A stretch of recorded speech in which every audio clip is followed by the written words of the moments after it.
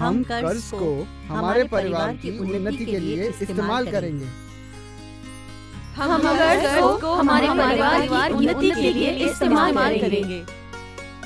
हम कर्ज की किश्तें वक्त पर जमा करेंगे। हम कर्ज की किश्तें वक्त पर जमा करेंगे। हम योग्य बचत करेंगे। हम योग्य बचत करेंगे। हम हमारे बच्चों को उत्तम शिक्षा देंगे। हम हमारे बच्चों को उत्तम शिक्षा देंगे। हमारे सहकारियों के हर सुख दुख में हम साथ देंगे। हमारे सहकारियों के हर सुख दुख में हम साथ देंगे। हम कंपनी के साथ अच्छे संबंध प्रस्थापित करेंगे। हम कंपनी के साथ अच्छे संबंध प्रस्थापित करेंगे। हम जो करेंगे और जो भी बोलेंगे उसका ईश्वर साक्षी होगा। हम जो करेंगे और जो भी बोलेंगे उसका ईश्वर साक्षी होगा। बैठिए बैठिए। बैठो।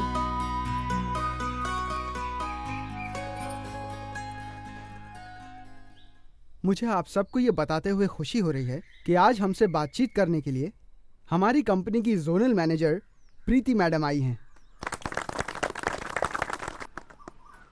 मैं लक्ष्मी जी से निवेदन करता हूं कि वो फूल देके प्रीति मैडम का स्वागत करें।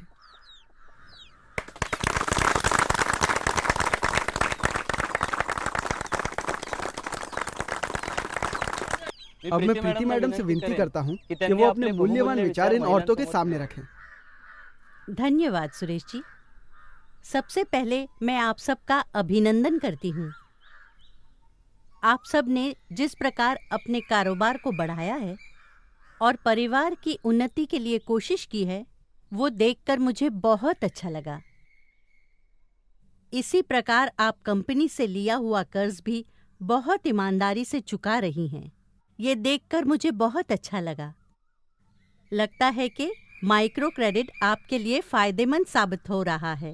क्या लगता है लक्ष्मी दीदी, फायदेमंद है ना? हाँ, बहुत फायदेमंद है। जब पहले काम के लिए पैसों की जरूरत पड़ती थी तो इधर उधर घूमते परेशान हो जाते थे। हाँ, और नहीं तो क्या। अब देखिए, बैंक आसानी से कर्जा तो देती नहीं और साहूकार से लिया कर्जा महंगा पड़ता है। ऐसी परेशानी में फंसे हुए थे हम लोग। पर आपकी फाइनेंस कंपनी ने घर बैठे ही कर्जा दे दिया। अब बहुत फायदा है हमें। हाँ। क्यों भाई, तुम भी कुछ बोलो ना। हाँ, सही कह रही हैं। हाँ मैडम, लक्ष्मी बिल्कुल सही कह रही है। ये सुनकर बेहद खुशी हुई, क्योंकि कई जगहों पर कुछ ऐसी दुर्घटनाएं घटी हैं कि इस सुविधा का दुरुपयोग किया गया, जिससे कंपनी का तो नुकसान हुआ ही, साथ ही औरतों का भी नुकसान हुआ। मैडम, आप वो रामनगर के अंबे गांव में हुए हादसे की ही बात कर रही हैं ना? जी हाँ, ठीक कहा। वहाँ क्या हुआ था मैडम? रामनगर में रेवती अपने पति के साथ बड़े सुख से रह रही थी।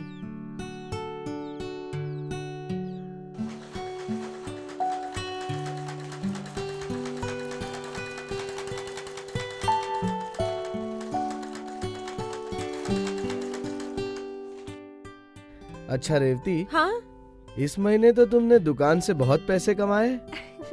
हाँ, सब कर्ज देने वाली कंपनी की कृपा है। उन्हीं के दिए हुए कर्ज की वजह से तो हम ये मशीन खरीद पाए और अब मेरा टेलरिंग का काम कितना बढ़िया चल रहा है। हाँ हाँ, ये तो सही है। और नहीं तो क्या, हमारे दल की सारी औरतों ने इसी तरह तो अपना कामकाज बढ़ाया है। वाह, मेरा भी काम वैसे बहुत अच्छा चल रहा है। लगता है सुख के दिन आ गए हैं अब। हाँ। अच्छा, मेरी बात सुनो। कई दिनों से मेरे मन में एक ख्याल आ रहा है। कैसा ख्याल? सोचता हूँ एक मोटरसाइकिल ले ही लूं। मोटरसाइकिल? हाँ, अरे वो शिंदेवाड़ी के तोड़कर को अपनी सेकेंड हैंड मोटरसाइकिल बेचनी है। सोच रहा हूँ उसे खरीद ही लूं। अच्छा, पर कितने की होगी वो? 12,000 तो बोल रहा है, 10 में दे ही देगा। 10,000? हाँ। अरे बाप रे, इतने पैसे आएंगे कहाँ से? हाँ, ये बात भी सही है। तुम एक काम क्यों नहीं करती? क्या? दूसरे कंपनी के दल की सदस्य बन जाओ और फिर कर्ज ले लो। वाह, एक और कर्ज? पहले ही हम एक कर्ज ले चुके हैं, अब दूसरा भी लेंगे तो दोनों की किश्तें कैसे भरेंगे? हाँ? अरे तुम क्यों चिंता कर रही हो? तुम्हारा तो काम बहुत ही अच्छा चल रहा है, साथ ही मुझे भी अच्छे कॉन्ट्रैक्ट्स मिल रहे हैं। हम किस्त भरते रहेंगे। पापा, हम कलर टीवी ले सकते हैं? अरे मेरी बेटी, इतने पैसे आएंगे कहाँ से? हाँ, पापा आप मोटरसाइकिल बाद में लेना, पहले हमें कलर टीवी चाहिए। बेटा तुम्हें पता है मुझे काम के लिए कहाँ कहाँ जाना पड़ता है? हाँ, साइकिल चला चला कर मेरे पैरों का बुरा हाल हो गया है, इसीलिए मैं मोटरसाइकिल खरीद रहा हूँ बेटा, समझी? ये क्या बात हुई? मम्मी तुम कुछ कहो ना पापा से। नहीं तो एक काम करते हैं मम्मी, तुम और पैसों का इंतजाम करो, हम मोटरसाइकिल लेंगे और कलर टीवी भी ले लेंगे। लो बेटा बिल्कुल बाप पर गया है। अरे मेरे बच्चों, हम इतने पैसे लाएंगे कहाँ से? हाँ पापा आप मोटरसाइकिल बाद में लेना, पहले हमें टीवी चाहिए। हाँ पापा। ज्यादा जिद करने की जरूरत नहीं है, और पैसे ले आओ। चलो अब तैयार हो जाओ, स्कूल जाना है ना? अरे रेवती, एक काम करते ना, हम किसी और कंपनी से 10,000 का कर्ज ले लेंगे, 1 महीने की किस्त 3,000 ही तो होगी। अरे लेकिन फिर से इतना कर्जा। मम्मी अब तुम ना मत कहो ना, पापा ने कह दिया कलर टीवी लेना है तो मतलब लेना है। अरे रेवती, तुम क्यों चिंता कर रही हो, मैं हूँ ना, चुका देंगे, तुम बेफिक्र होके कर्ज ले लो। अच्छा ठीक है। हम कलर टीवी लेंगे। जरूर लेंगे बेटा, जरूर लेंगे।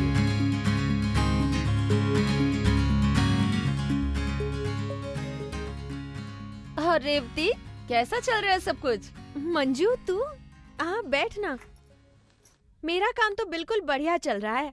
तू बता, तेरा साड़ियों का कारोबार कैसा चल रहा है? बढ़िया चल रहा है।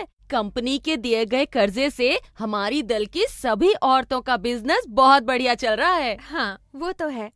मंजू एक बात बताऊं, मैं 2 और कंपनियों के दल की सदस्य बन गई हूँ। थोड़े ही दिनों में मुझे 2 लोन और मिलने वाले हैं। फिर तो इनके लिए मोटरसाइकिल और बच्चों के लिए कलर टीवी भी ले लेंगे। हाँ। अरे एक साथ 3 लोन? पर तुम लोग ये चुकाओगे कैसे? पहले मुझे भी यही लगा था, फिर इन्होंने कहा अरे हमारी आमदनी अब बढ़ गई है, तो क्यों फिक्र करती है, दोनों मिलके उतार देंगे कर्ज। वैसे तुम सोच लो, एक साथ 3 कर्जे मुझे तो कुछ ठीक नहीं लगता। फिर से सोच लो। हाँ अरे इन्होंने सब कुछ सोच लिया है ना, तो फिर अब मुझे सोचने की क्या जरूरत है।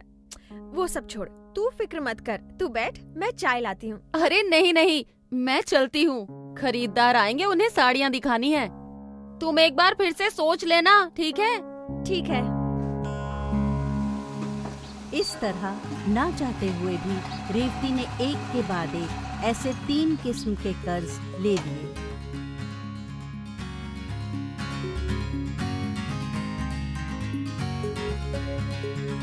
पूरा परिवार खुशी से झूम रहा था, पर ये खुशी ज्यादा दिन टिकी नहीं।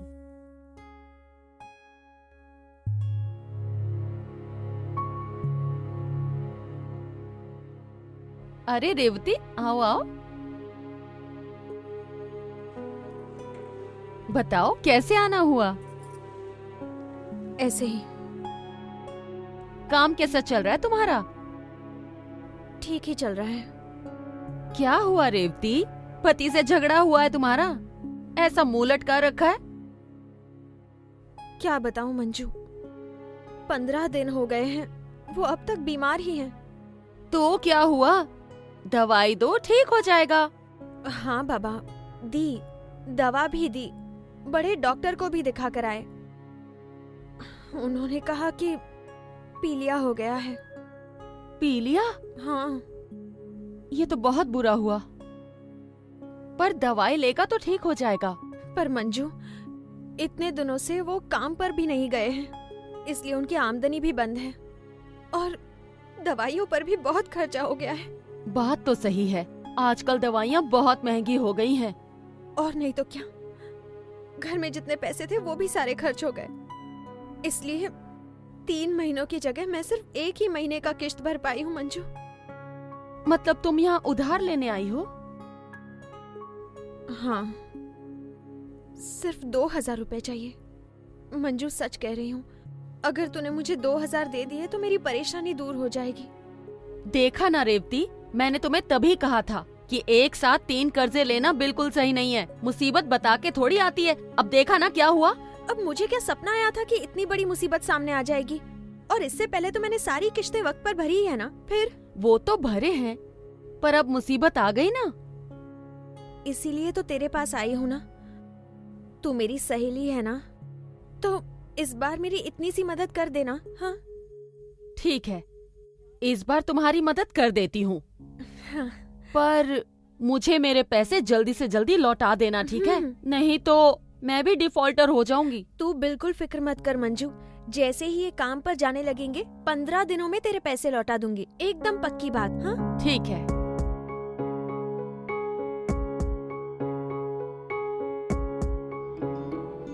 अच्छा, मैं क्या कह रही थी? अरे सुनिए ना, हाँ मैं सुन रहा हूँ, बोलो ना। पहले टीवी बंद कीजिए। ये लो, बंद कर दिया, बोलो अभी। देखो, अब तक तो मैंने जैसे तैसे हो सका चला लिया, हाँ। पर इस महीने 4 किश्तों के 12,000 रुपए और ऊपर से उनका ब्याज भरना ही पड़ेगा। हाँ बाबा, मैं भी ये जानता हूँ, लेकिन आखिर पैसा लाऊं कहाँ से? बस ये महीना किसी तरह संभाल लो तुम, ठीक है? मुझे एक जगह बस पेंटिंग का काम मिलने ही वाला है। काम मिलते ही अगले महीने सारा कर्ज उतार देंगे ना। बिल्कुल नहीं, पिछले महीने तो मैंने जैसे तैसे संभाल लिया था। इस बार तो मेरी कोई सहेली भी मेरी मदद नहीं करेगी। कितना सुनाती रहती है मुझे, अब मुझसे और सहन नहीं होता। तो तुम चाहती क्या हो मुझसे? मैं खुद को बेच दूं? ऐसा तो नहीं कहा ना। देखो मैं क्या कह रही हूँ, मतलब अगर हमने आपकी मोटरसाइकिल बेच दी तो अभी के लिए तो हमारी परेशानी थोड़ी कम हो जाएगी ना। हाँ, अपनी मोटरसाइकिल बेच दूं? फिर मैं काम पे कैसे जाऊंगा? हाँ, तुम तो देख ही रही हो बीमारी की वजह से मेरी क्या हालत है। और अगर मोटरसाइकिल बेच दी तो हो गया काम, मेरी सीधी ऊपर की टिकट कट जाएगी। अरे ये क्या कह रहे हैं आप? और क्या, ये ख्याल छोड़ दो, ये महीना तुम किसी भी तरह संभाल लो, या फिर अपने मायके से जाके पैसा ले आओ। वो लोग कहाँ से देंगे? आपको पता है ना, उनके हालात तो हमसे भी ज्यादा बुरे हैं, और मैं उन्हें और परेशान नहीं करने वाली हूँ। हाँ तो फिर मर। हाँ हाँ, तुम्हारा क्या जाता है? अब आप मेरी बात सुनिए ना, अभी के लिए मोटरसाइकिल बेच देते हैं और जैसे ही हालात ठीक होंगे तो फिर से खरीद लेंगे। क्यों, ठीक है ना? हाँ, तुम मुझे ये सब सिखाओ मत, समझी? ज्यादा बोलोगी ना तो मुंह तोड़ दूंगा। नहीं तो एक काम और करते हैं, तुम्हारे कंगन और मंगलसूत्र दे दो। हाँ? सोनार के पास गिरवी रखते हैं और कर्ज उतार देंगे। अरे ये नहीं हो सकता। देखो, मैं एक बार कंगन दे सकती हूँ पर मंगलसूत्र नहीं। हाँ, मुझे ज्यादा होशियारी मत दिखाओ। अरे पर सुनो, एक नकली मंगलसूत्र खरीद लो और पहन लो उसे। चलो लाओ वो मंगलसूत्र। अरे कैसी बातें कर रहे हैं? मेरे सुहाग की निशानी मैं बिल्कुल नहीं दूंगी। ऐसा पाप मैं नहीं करने वाली हूँ। लगता है तुम ऐसे नहीं मानोगी। लाओ इधर। छोड़ो, मैं ही दे देती हूँ। ये लो।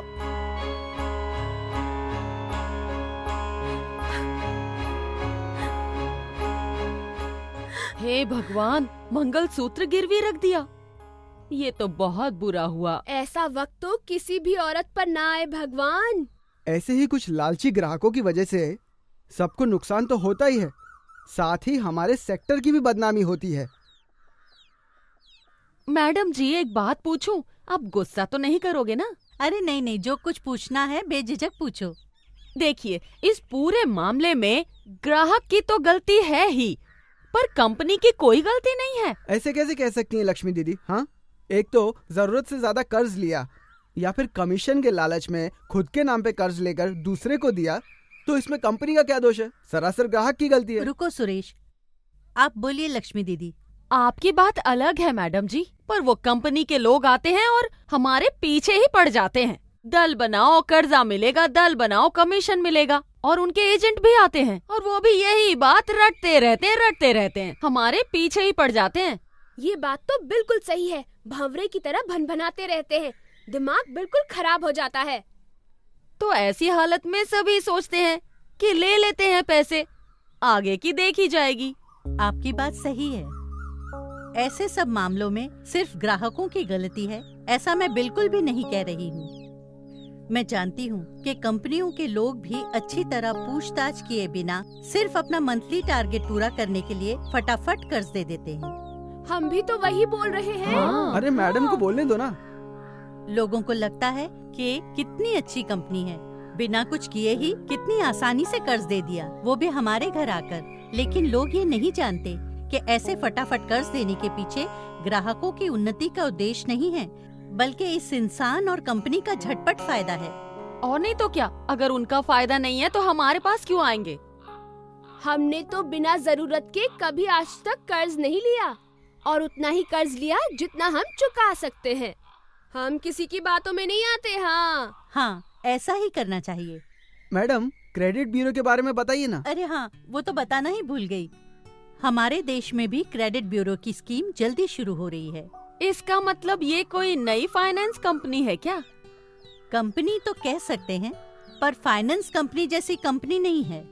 फिर ये कंपनी सभी फाइनेंस कंपनियों के ग्राहकों की जानकारी रखती है। उनका नाम, गांव, पता, कौन सी कंपनी से कितना कर्ज लिया है, कुछ बाकी है क्या, वक्त पर किश्तें चुकाते हैं क्या, ये सारी चीजें। पर ये बताइए, उनके पास ये जानकारी कहाँ से आएगी? अच्छा सवाल किया आपने। हमारे देश के सभी बैंक्स और फाइनेंस कंपनियां उनके ग्राहकों की पूरी जानकारी इस क्रेडिट ब्यूरो को भेजेगी। इसलिए जैसे ही आप किसी बैंक या फाइनेंस कंपनी के ग्राहक हो जाते हैं, आपकी सारी जानकारी क्रेडिट ब्यूरो के कंप्यूटर में रख दी जाती है। अरे वाह, यानी सब जानकारी कंप्यूटर पर, बटन दबाया और उसकी सारी कहानी बाहर। हाँ बिल्कुल, लेकिन इतना ही नहीं, आपका क्रेडिट अगर अच्छा होगा, यानी आपने वक्त पे कर्ज चुकाया होगा और किसी किस्म की गलती न हुई हो, तो आपको बड़ी रकम का कर्ज कम ब्याज में और कम वक्त में मिल सकता है। वाह, इसका मतलब हम जैसे अच्छे लोगों का फायदा ही है। बिल्कुल सही कहा।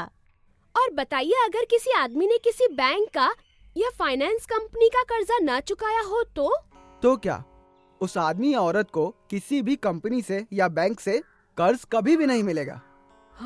ये बिल्कुल अच्छा होगा। हाँ, नहीं तो कुछ बदमाश लोग एक कंपनी से कर्जा लेते हैं और डुबा देते हैं, दूसरी ओर जाते हैं और उन्हें भी डुबा देते हैं, यही करते रहते हैं।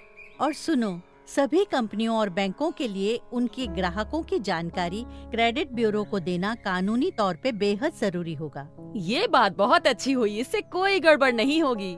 हाँ, ऐसा होना ही नहीं चाहिए। आखिर में एक ही बात कहना चाहूंगी, कर्ज लेना कोई बुरी बात नहीं है, लेकिन जरूरत से ज्यादा कर्ज लेना या जरूरत न होते हुए भी सिर्फ कमीशन के लिए अपने नाम पे कर्ज लेकर दूसरे को देना और वो वक्त पे ना चुकाना, ये गलत है। इसी तरह जो कंपनियां सिर्फ आपके फायदे की बात करके आपको सस्ता कर्ज देने का लालच देते हैं, ऐसी कंपनियों से आपको बचकर रहना होगा। तो समझ गए ना? हाँ, एकदम अच्छी बात कही आपने मैडम जी, सब कुछ समझ में आ गया। हाँ। तो फिर ठीक है, हम सब मिलके इन स्वार्थी लोगों को एक तरफ कर देते हैं और हमारी तरह के सभी लोगों को सही तरीके से कर्ज लेने का रास्ता दिखाते हैं, और इसी तरह हम सब मिलकर तरक्की की राह पर चल सकते हैं, और इसी राह पे चलते हुए हम जिंदगी में बहुत कुछ हासिल कर सकते हैं।